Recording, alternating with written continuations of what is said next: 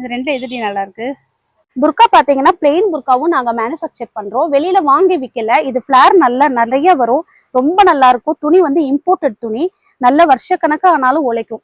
இந்த பிளெயின் வந்து காலேஜ் ஸ்டூடெண்ட்ஸ்லாம் ரொம்ப ஆசையா வந்து வாங்கிட்டு போறாங்க. ஏன்னா புர்காக்கு அந்த ஷால் போடும்போது பிளெயினா இருக்கும்போது அது எடுத்து கொடுக்குது, அதனால வாங்குறாங்க.